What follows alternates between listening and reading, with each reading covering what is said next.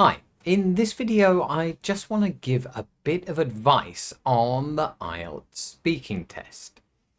Quite often I'll get people coming to me and asking me which part of the speaking test is most important. As maybe they think about the writing test and the fact that task 2 is more important than task 1, or it's more weighted towards task 2 than task 1 in the writing. You get more of your score from the task 2 than you do task 1.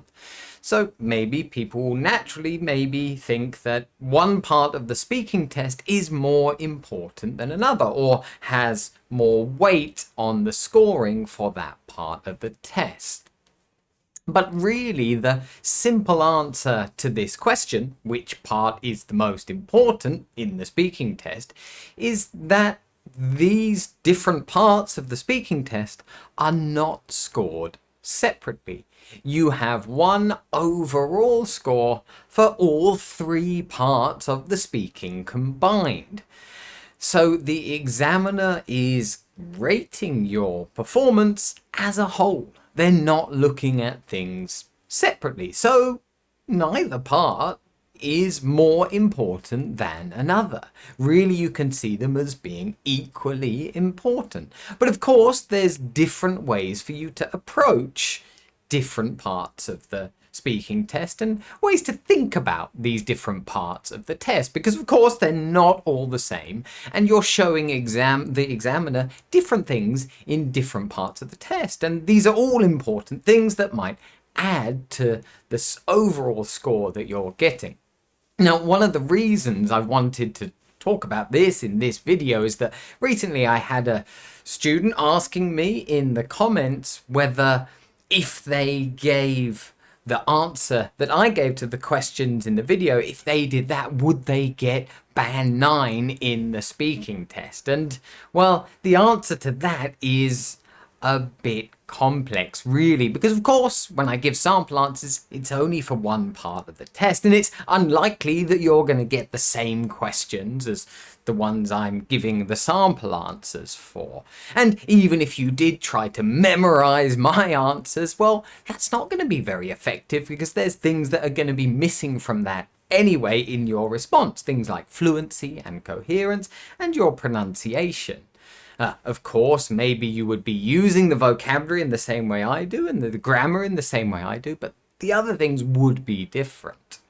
And also, the examiner will be able to tell if you've memorized answers, and in other parts of the test, they'll get to surprise you and see your real natural spoken English. So this is the thing, you can't really trick the test by memorizing answers, and that's really not the way you should be looking at preparing for the test. These sample answers I give to kind of give you a good idea of what a really high level answer is. They're not just for you to memorize it, but you can get some useful vocabulary and phrases from them that you can use yourself in your own answers. But what I want to do next in this video is just give you a bit of advice on a useful way to think about each part of the test, and not that they're weighted in any different way, but the way you can approach them and think about them, and the way the examiner might think about these parts of the test too.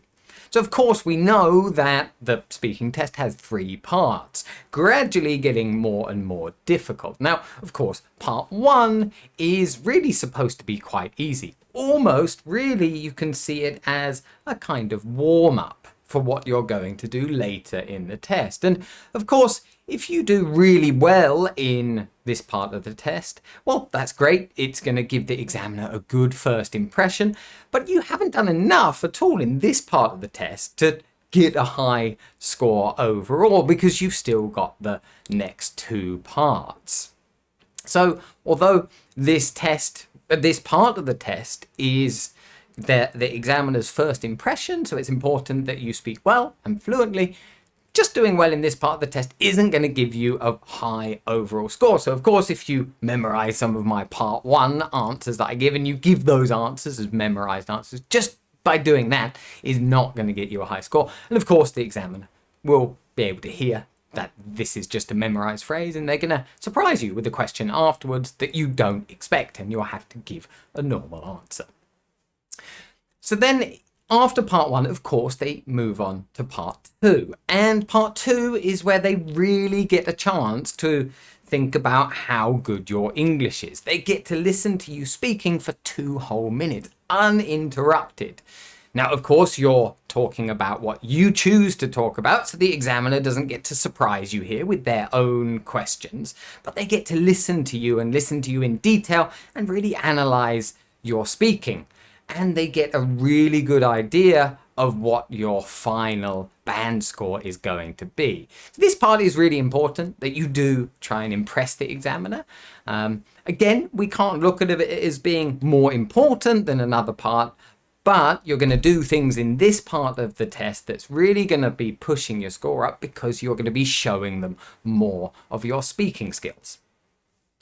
Now, of course, after part 2, you move on to part 3. And part 3 is probably the most challenging part. It goes back to the style of part 1 in that they're going to be asking you questions and you have to answer straight away. No preparation time. Now, in this part of the test, it's where the examiner is kind of making their final decision on your overall score. So, of course, if you do very well in this part of the test, your scores can, well, get a bit higher. You can boost your score in this part of the test if you do very well.